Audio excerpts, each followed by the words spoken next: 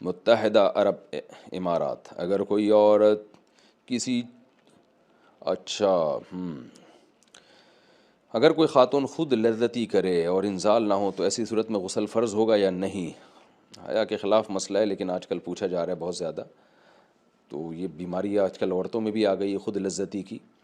تو اگر انزال نہیں ہوتا، ڈسچارج نہیں ہوتی تو غسل فرض نہیں ہے. اگر ڈسچارج ہو جاتی ہے تو پھر غسل فرض ہوگا، اور گناہ بھی ہوگا، توبہ استغفار کرنا چاہیے.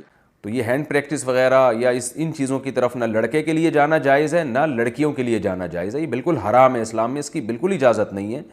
سورہ قد افلح المؤمنون میں بھی اللہ نے حکم دیا، اور سورہ معارج میں بھی، کہ الا علی ازواجہم، کہ مرد اپنی بیوی کے علاوہ اور عورت اپنے شوہر کے علاوہ کسی تیسرے راستے سے اپنی خواہش پوری نہیں کر سکتے، نہ ہاتھ کے ذریعے نہ کسی اور ذریعے سے. تو اور حضرت عثمان ابن مظعون رضی اللہ تعالیٰ عنہ، یہ بھی صحیح حدیث ہے، فرماتے ہیں ہم سفر میں ہوتے تھے، بیویوں سے دور ہوتے تھے، تو ہم پہ عورت کی جدائی بہت شاق گزرتی تھی، اپنی شہوت پہ کنٹرول کرنا بہت مشکل تھا. ہم نے نبی سے اجازت مانگی کہ ہم اپنے آپ کو کسی طرح خصی کر دیں، نامرد بنا دیں، تو آپ صلی اللہ علیہ وسلم نے اس سے منع کیا ہمیں. اب آپ دیکھیں حضرت عثمان ابن مظعون اتنی شدید کنڈیشن میں کہ اپنے آپ کو نامرد کرنے کے لیے وہ تیار ہو گئے تھے. فرمایا، حدیث کے الفاظ ہیں، لو اجازنا لاختصینا، اگر نبی ہمیں پرمیشن دے دیتے تو ہم اپنے آپ کو نامرد کر دیتے، یعنی ہمیشہ کے لیے نامرد ہو جاتے. تو اس قربانی کے لیے بھی حضرت عثمان ابن مظعون تیار تھے، کہ اتنا خطرہ تھا ان کو. لیکن نہ انہوں نے نبی سے پوچھا کہ کیا میں ہاتھ سے اپنی خواہش پوری کر سکتا ہوں، نہ نبی نے ان کو بتایا کہ تم یعنی ہاتھ کے ذریعے مجبوری میں اپنی خواہش پوری کر لیا کرو. نہ نہ نہ نہ نبی نے ان کو بھی حکم دیا ایسے موقع پہ، تزوجوا الودود الولود فانی مباہی بکم الامم، محبت کرنے والی عورت سے اور اولاد جننے والی عورت سے نکاح کرو، میں تمہاری کثرت پہ قیامت کے دن فخر کروں گا. تو آپ صلی اللہ علیہ وسلم نے بزبان حال بتا دیا کہ یہ جو اللہ نے تم پر، مرد پر اتنی شہوت مسلط کی ہے، خواہش مسلط کی ہے، اس کی وجہ یہ ہے کہ اللہ نسل چاہتے ہیں کہ مرد اور عورت کا ملاپ ہو. تو مرد اور عورت کو ایک دوسرے سے دور رہنے کے لیے پیدا نہیں کیا ہے، ملاپ کے لیے پیدا کیا ہے. تو اس لیے ایک ملاپ کی ایک ناجائز قسم ہے، ایک جائز ہے. ناجائز ہے گرل فرینڈ بوائے فرینڈ، یہ حرام ہے. ولا متخذاتی اخدان، ولا متخذی اخدان قرآن کے الفاظ ہیں، کسی لڑکی سے تمہیں دوستی کی اجازت نہیں ہے. اور جائز طریقہ کیا ہے جو سورہ مومنون میں اور سورہ معارج میں اللہ نے بیان کیا، الا علی ازواجہم، کہ اپنی بیوی بنا کے اپنی خواہش اس سے پوری کرو. فإنہم غیر ملومین، اور اللہ نے فرمایا یہ لوگ قابل ملامت نہیں ہیں. اگر نکاح کے ذریعے آپ خواہش پوری کرو گے تو آپ کو دنیا تو ملامت کرے گی، لیکن اللہ کی نظر میں آپ کو سرٹیفکیٹ مل گیا کہ آپ قابل ملامت نہیں ہیں. یہی وجہ ہے کہ علماء نے لکھا ہے کہ جو بیوی کے ذریعے بھی اپنی خواہش پوری کرے نکاح کر کے، اسے ملامت کرنا، اسے تانا دینا، یہ اس پہ کفر کا خطرہ ہے، کیونکہ اللہ نے اس کو سرٹیفکیٹ دے دیا ہے کہ بھئی یہ قابل ملامت نہیں ہے. تو اپنی جانوں پہ ہم سب کو رحم کرنا چاہیے. زنا معاشرے میں بہت تیزی سے پھیل رہا ہے. کو ایجوکیشن سسٹم نے تو ہمارے فیملی سسٹم کو تباہ و برباد کر دیا ہے.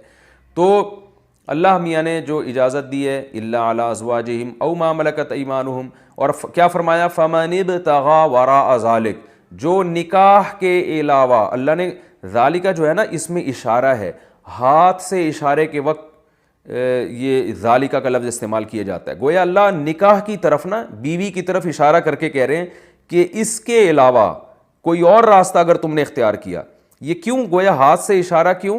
پتہ چل جائے بس یہی حلال ہے، ہینڈ پریکٹس حلال نہیں ہے تمہارے لیے. اسی طرح کسی اور راستے سے اپنی خواہش پوری کرنا حلال نہیں ہے تمہارے لیے. تو اس لیے اللہ نے بتایا صرف یہ بیوی ہے، صرف یہ ہے، اس کے علاوہ کوئی بھی راستہ اختیار کرو گے فاولئک هم العادون، یہ لوگ اللہ کی حدود کو توڑنے والے ہیں. تو یاد رکھیں، کسی مفتی کے فتوے کی بیس پہ یا کسی اسکالر کے فتوے کی بیس پہ یہ اس کو جو ہینڈ پریکٹس ہے اس کو حلال کرنے کی اجازت نہیں ہے. قرآن میں اللہ نے بہت واضح فتویٰ دیا ہوا ہے اس بارے میں. تو اس لیے آج کل نوجوان بہت تیزی سے اس طرف جا رہے ہیں. تو بہت احتیاط کی ضرورت ہے اس میں.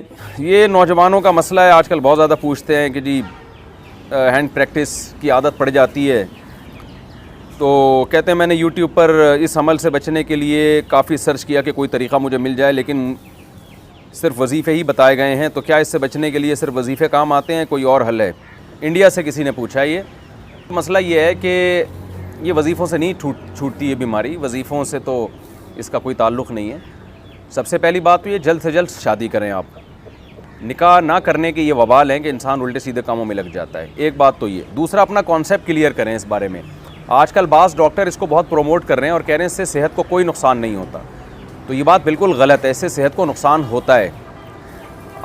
اس بارے میں ایک اور ڈاکٹروں کی رائے بھی یہی ہے.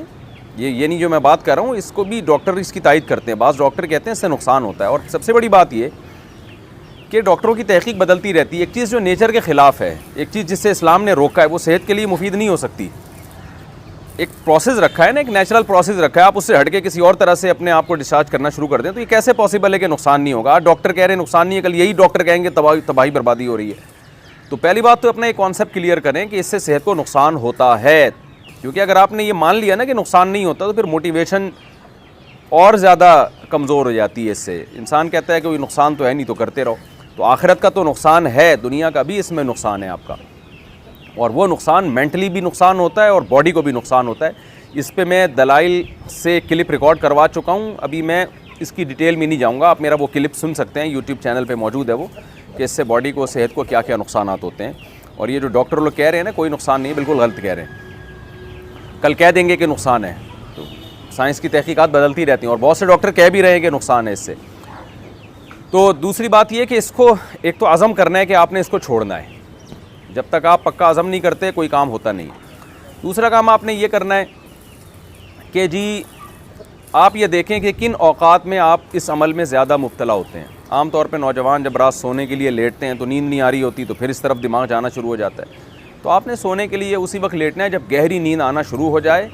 اور لیٹتے آپ موبائل دور رکھیں اپنے آپ سے, اور لیٹتے ہی آپ کی آنکھ لگ جائے, ایسا ٹائم ہونا چاہیے. کتاب بھی رکھیں اپنے سامنے, اپنے سرہانے پر, کتاب کا مطالعہ کرتے کرتے سو جائیں. اسٹڈی کرتے ہوئے بہت اچھی نیند آ جاتی ہے انسان کو. ایسے تکیہ لگایا, اسٹڈی کرنا شروع کیا اور سو گئے. یہ کام بھی کریں آپ. دوسرا کام کیا کرنا ہے آپ نے, ایکسرسائز کی عادت ڈالیں. آدمی جب مینٹلی ہیلدی ہوتا ہے نا تو یہ الٹے سیدھے کاموں میں نہیں لگتا وہ, اور اپنے آپ کو جب اچھے کاموں میں تھکاتا ہے تو برے کاموں سے اپنے آپ کو بچاتا ہے. صبح اٹھ کے زبردست قسم کی جاگنگ کریں, اور شام کے ٹائم پہ آپ جم جائیں, خوب اپنے آپ کو تھکائیں. اس کے بعد اچھی خوراکیں کھائیں, آپ کو اچھی نیند آئے گی. پھر جب آپ کی باڈی بننا شروع ہوگی, آپ شیشے میں اپنے آپ کو دیکھیں گے کیسا ہینڈسم اسمارٹ نظر آ رہا ہوں میں, تو ہر وہ کام سے آپ کو بچنے کا جذبہ پیدا ہوگا جو آپ کی باڈی کے لیے, آپ کی مینٹلی صحت کے لیے نقصان دہ ہوگی. یہ بھی کرنا چاہیے. ایک بات یہ بھی سوچنا چاہیے کہ جو لوگ اس عمل میں مبتلا ہوتے ہیں, نکاح کے بعد ان کو زوجہ سے ہم بستری میں جو لذت آنی چاہیے, جس پیک کی لذت آنی چاہیے, اس سے وہ محروم ہو جاتے ہیں. اور یہ بھی ہے کہ جب یہ زیادہ عادت پڑتی ہے نا تو نکاح کے بعد بھی یہ کام پھر چھوٹتا نہیں ہے. یعنی شادی کے بعد بھی یہ انسان اسی سے سیٹسفائی ہوتا ہے, تو بہت ٹائم لگ جاتا ہے پھر چھوڑنے میں اس کو. تو اور ایک اہم کام یہ بھی کرنا ہے کہ یہ جو ہینڈ پریکٹس کی عادت پڑتی ہے لڑکوں کو, بد نظری کی وجہ سے پڑتی ہے. آپ نے فوج فلمیں دیکھی, لڑکیوں کو دیکھ رہے ہیں ادھر ادھر, آپ غلط چیزوں کو دیکھ رہے ہیں. ظاہر شہوت بھڑکتی ہے, پھر اسے انسان جب تک پورا نہ کرے تو سیٹسفائی نہیں ہوتا. تو یہ سارے اس کے نقصانات ہیں. یہ سب کام جب آپ کریں گے, یہ سب جو سوچنے کا کام ہے وہ سوچیں گے, اور جو کرنے کا کام ہے آپ وہ کریں گے. ٹائم پہ سونا, ٹائم پہ اٹھنا, جاگنگ کرنا, جم جانا, پھر مفید کاموں میں اپنے آپ کو خرچ کرنا, اسٹڈی, مطالعہ, کوئی نئی زبان سیکھنا شروع کر دیں. تو جب آپ اپنے آپ کو بزی رکھیں گے, اور سب سے پہلے شادی کی جلد سے جلد فکر کرنی ہے آپ نے. اچھا, بعض حکیم لوگ ڈرا دیتے ہیں کہ جی آپ تو یہ کرتے ہیں تو آپ تو شادی کے قابل ہی نہیں ہو. بھائی آپ کو تو زیادہ ضرورت ہے شادی کی, آپ کی برائی چھوٹے گی نہیں جب تک آپ شادی نہیں کر لیتے. یعنی صحیح پورا ویش اس برائی سے بچنے کا تو جو صحیح پراپر طریقہ ہے وہ تو یہی ہے. تو یہ سارے راستے آپ اختیار کریں. پھر بھی اگر گناہ ہو جاتا ہے تو اللہ تعالیٰ سے توبہ استغفار کریں. اور ایک اہم بات یہ کہ اپنے اوپر کوئی جرمانہ بھی رکھیں. یہ جتنے میں نے پوائنٹ بتائے نا, آپ ایک کاپی میں لکھ لیں سارے کے سارے. تو ایک جرمانہ بھی رکھیں, یا روزہ رکھ لیا کریں کہ بھائی میرے سے جب یہ گناہ ہوگا میں کل ایک روزہ رکھوں گا اس کے بعد, یا میں اتنے پیسے صدقہ کروں گا. تو سزا بھی دیں اپنے آپ کو. اس طرح انشاءاللہ آہستہ آہستہ یہ گناہ چھوٹ جائے گا. اور اس کے ساتھ صبح و شام ذکر اللہ, کوئی وظیفہ نہیں, جو لا الہ الا اللہ کی تسبیح ہے وہ اس کی بھی پابندی کریں, اور اہل اللہ کے بیانات بھی سنا کریں. انسان میں جب اللہ کا خوف ہوتا ہے تو گناہ سے بچنا اس کے لیے آسان ہوتا ہے. باقی یہ خوب سمجھ لیں, اس کا تعلق وظیفوں سے نہیں ہے. یہ ایک باڈی کی ریکوائرمنٹ ہوتی ہے. جب حلال نہیں ملتا تو پھر گند میں منہ مارتا ہے ہر آدمی. اچھا بھائی, کہتے ہیں کہ کیا مجزنی کا گناہ ماں باپ کو بھی ملتا ہے؟ کیا مجزنی سے صرف بچوں کو گناہ ملتا ہے, ان کے والدین بھی اس گناہ میں شامل ہوتے ہیں؟ اگر بچہ کما رہا ہے, اس کو رشتہ مل رہا ہے, اور پھر بھی ماں باپ اس کو شادی نہیں کرنے دیتے، پھر اگر وہ بچہ کسی بھی گناہ میں مبتلا ہوگا تو ماں باپ بھی برابر کے مجرم ہوں گے۔ لیکن اگر بچے میں استطاعت ہی نہیں ہے نکاح کرنے کی، تو پھر اگر ماں باپ نکاح نہیں کرتے اس کا، تو ماں باپ پہ اپنے خرچے پہ بیٹے کا نکاح کرنا لازم نہیں ہے۔ ہاں بیٹی کا تو لازم ہے، بیٹے کا لازم نہیں ہے۔ تو پھر ایسی صورت میں ماں باپ گناہ گار نہیں ہوں گے، کیونکہ وہ تو آپ میں ہی ایبلٹی نہیں ہے نکاح کرنے کی، تو ماں باپ کا کیا قصور ہے اس میں؟